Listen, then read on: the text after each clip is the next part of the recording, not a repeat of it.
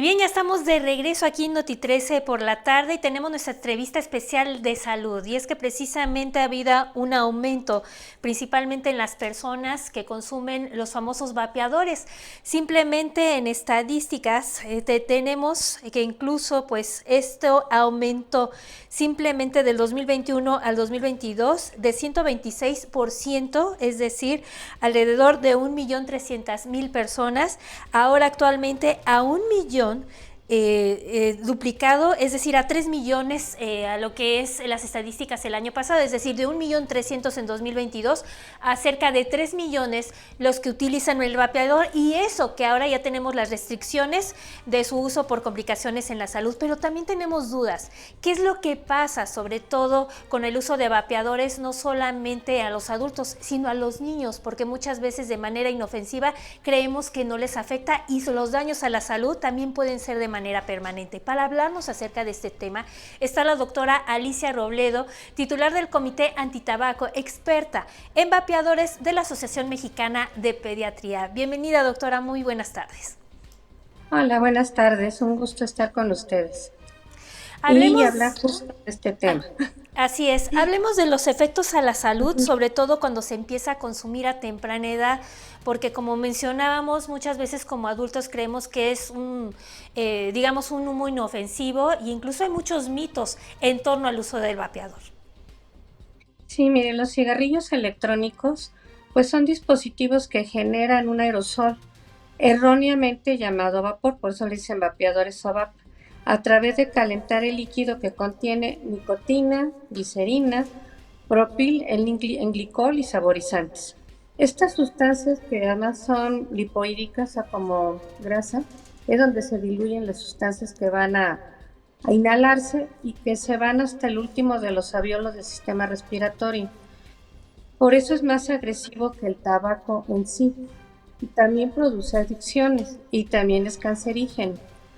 Los que más lo están consumiendo son niños, por eso es que a la Asociación Mexicana de Pediatría nos interesa tanto este tema, porque lo vivimos ya en el 2020, hace 5 años con el COVID, de que muchachos de 18 años, sanos, delgados, deportistas, ingresaban porque los papás los veían que no podían respirar, que ya estaban cianóticos, o sea, moraditos, y que desaturando muchísimo. Al tomarles la tomografía, tenían un daño pulmonar tremendo y el único pedacito de pulmón sano que tenían les daba COVID, fallecían a los 15 días. Y haciendo la historia clínica, supimos que empezaron a fumarlo desde que estaban en quinto o sexto año de primaria. Wow. Pues si empiezan desde esta edad, a los 12, 13 años, a los 18 años, pues ya el daño pulmonar era tremendo y ya no se puede mejorar. En los alvéolos, que es la última parte del sistema respiratorio, es donde se lleva el intercambio gaseoso del dióxido de carbono que exhalamos y de que inhalamos el oxígeno para que se vaya a todos nuestros órganos y tejidos.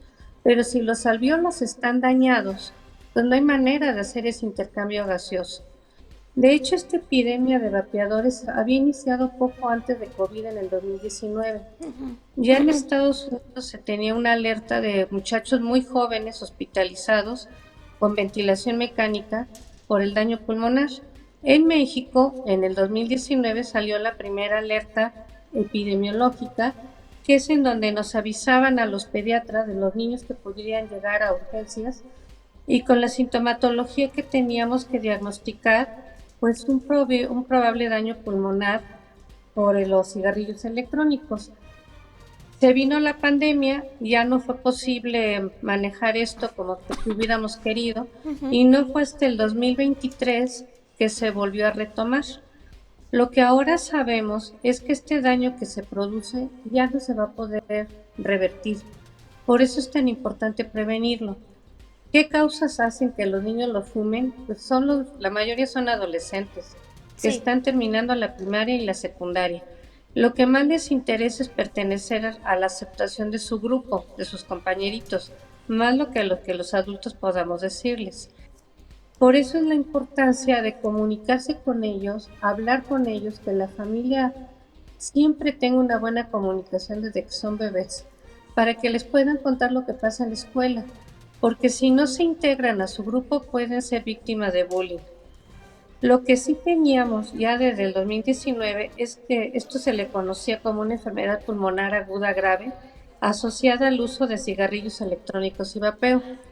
Como Academia Mexicana de Pediatría, llevamos la iniciativa a las comisiones de salud de las cámaras de diputados y senadores para que se prohibiera la venta a menores de edad en las escuelas, porque lo tenían no en la escuela propiamente, pero sí en la papelería o las tiendas enfrente de la escuela, donde junto con los lápices, colores, plumas, estaban los cigarrillos electrónicos y con un costo de 30 pesos.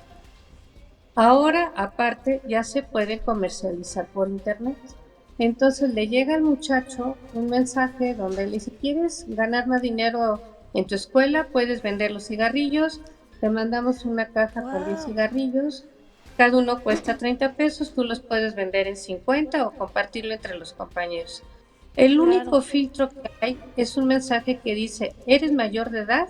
¿Sí o no? Pues el niño le puede poner sí. Sale un segundo mensaje. ¿Estás seguro que eres mayor de edad? Sí. ¿Ok? Hacen la venta, la pueden hacer cuando llegue el paquete, pagar en ese momento, con el dinero que les dan para lo que van a consumir en el recreo. Y se los mandan por Mercado Libre o por Amazon. Esto es lo que ha hecho que aumente tanto el consumo, porque además de todos los ingredientes tóxicos que ya les mencioné, hay 80 elementos más que son muy tóxicos y sobre todo en los que son chinos, que tienen menos control de calidad y por lo tanto es mayor el daño. Claro. Ahora, bien, doctora, ya que estamos hablando de los daños, porque estábamos mencionando a los adolescentes, sabemos que pueden ser atraídos precisamente de manera comercial con los colores o incluso hasta los sabores. Pero, ¿qué hay acerca de los bebés y los niños pequeños?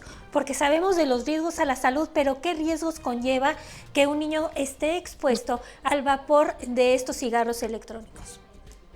Es como con el tabaco tradicional, solo que la diferencia está que en el tradicional vemos el humo del cigarro, en los vapeadores no lo vemos.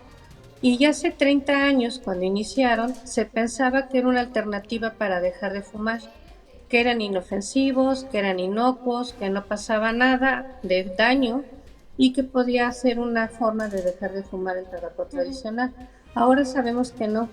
Y que estas sustancias, así como llegan hasta el alvéolo, pueden atravesar también placenta, le llega al bebito que está en útero todavía, y en el ambiente alrededor, porque ese vapor que no vemos, por eso se llaman vapeadores, esas gotitas tan pequeñitas pero que llevan tantos tóxicos, sí pueden afectar a los que están alrededor, pero principalmente el que lo fuma, y que este daño pues, se va a hacer durante muchos años.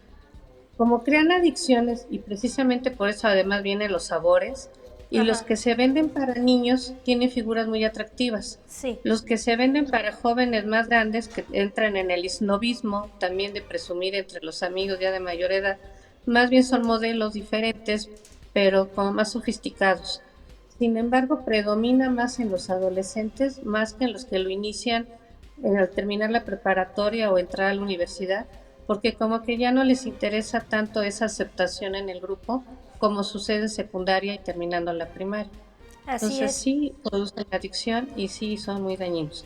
Claro, rápidamente, antes de despedirnos porque se nos está acabando el tiempo, nos interesa mucho sobre todo la sintomatología que pueden presentar, los efectos que se dice que se le atribuye a lo que es las vías respiratorias, pero también el daño al corazón y al cerebro. Rápidamente, ¿cuáles son los daños y por los cuales debemos de quitar o eliminar por completo los vapeadores? Mire, cuando nos llegó la segunda alerta epidemiológica, que fue en febrero del 2020, antes de que se arrancara toda la pandemia de COVID, la alerta epidemiológica decía que teníamos que estar alerta con los niños y jóvenes que nos llegaran con tos, dificultad para respirar, dolor en el pecho, náuseas, vómitos, diarrea, fatiga, fiebre o dolor abdominal. También puede favorecer infartos a edades más tempranas y como no hay oxigenación, porque los alvéolos no están oxigenando, pues esto es lo que nos puede dar daño cognitivo a nivel cerebral por la falta de oxigenación correcta. El tratamiento tiene que ser multidisciplinar, pediatra, neumólogo y psicólogo para quitar la adicción y para reforzar su autoestima y pueden irlos dejando. A veces los que los detectan no son los papás, son los mismos maestros en la clase de deportes con los que ven que no pueden correr ni hacer ejercicio, o incluso en los Boy Scouts, que fue donde un grupo nos pidió una plática porque veían que sus niños ya no corrían ni brincaban igual que las generaciones anteriores, y que esto es a diferencia de los niños que no los consumen, que pueden seguir haciendo el deporte igual, pueden Ujú. seguir corriendo, brincando y todo como ha sido siempre. Los que los consumen no pueden. Así es. Doctora, pues muchísimas gracias por la información. Ahora sí que no queda más que como padres de familia estar alertas a esta situación, ser responsables y evitar su uso, porque finalmente las afectaciones e implicaciones en la salud de niños y adolescentes son reales, además de, como mencionábamos, ser la puerta para entrada a otro tipo de adicciones. Gracias por acompañarnos. ¿Dónde la podemos localizar, doctora? Correcto, en la Asociación Mexicana de Pediatría, que es donde tenemos una página en Facebook para que puedan ver las diferentes informaciones que les vamos a ir transmitiendo. Y quisiera dar como mensaje final que el ejemplo es fundamental. Que no fumen los papás, los tíos, porque ¿cómo le pueden decir al niño que no los fumen si lo están fumando los tíos, los papás o los abuelitos? O sea, la mejor manera es el ejemplo para poder influir y la conversación. Dejarla a la hora de la comida, a la hora que conviven, los celulares aparte y tener esa comunicación y saber qué es lo que están viviendo en sus escuelas. Así es, pues le agradezco mucho la oportunidad, sobre todo hablar de estos temas de salud que nos involucran a todos. Gracias, que tenga una excelente tarde, doctora. Gracias, igualmente, buena tarde. Con esta información vamos a una pausa, regresamos en breve.